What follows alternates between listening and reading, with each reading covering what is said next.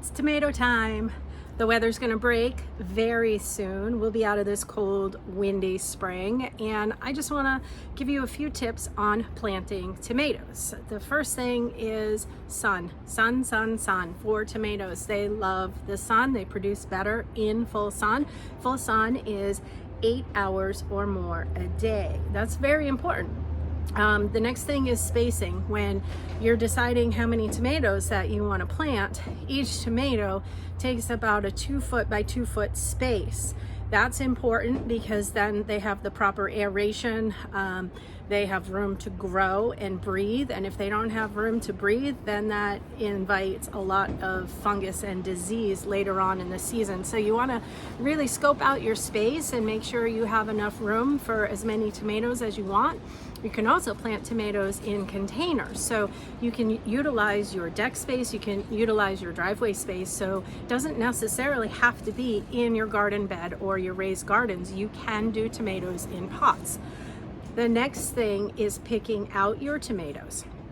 Grow what you want to eat. Don't always have to grow 6 early girls or 6 big boys.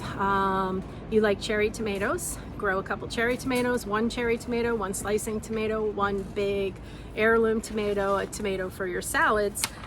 It's totally up to you, but I want you to grow what you want. A lot of your garden centers will sell 4 packs or 6 packs of tomatoes. They also sell singles, so you can try one variety, another variety, mix it up, do a few different ones. But when you do pick out a tomato, I want you to try, obviously, and get the most healthiest tomato that you can. And I prefer to buy a tomato that looks like this. It's not too tall, it's not too leggy, it's not itty bitty bitty, but it's very strong.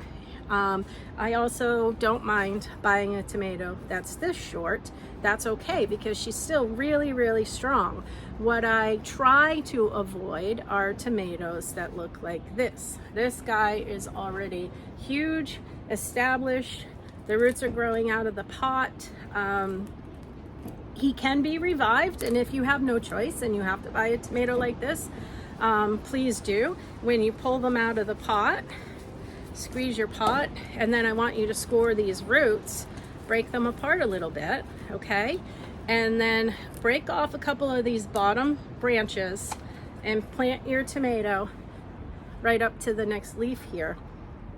The next branch, all your roots will grow from down here and be a lot stronger for you. I want you to do this even with a tomato like this. What we do is we take off all these little guys on the sides, and I'll plant my tomato this deep. All these little hairs that you see on the stem of a tomato, that's gonna be your roots. So it makes for a stronger tomato, a stronger stem system. And that's very important. So when you're picking out a tomato, look for a thicker stalk, a sturdier plant, not so thin and wispy. That'll give you trouble from the beginning. So when you're ready to plant your tomatoes, we recommend a soil that's very well composted, rich organic matter, but also drains well. You don't want them to be in clay soil. You also don't want them to be in sand, because when the nutrients and the water hit the sand, it just filters right through. So always adding compost to your garden, whether it's your raised bed or whether you're in the ground, is a very smart idea when you're growing vegetables.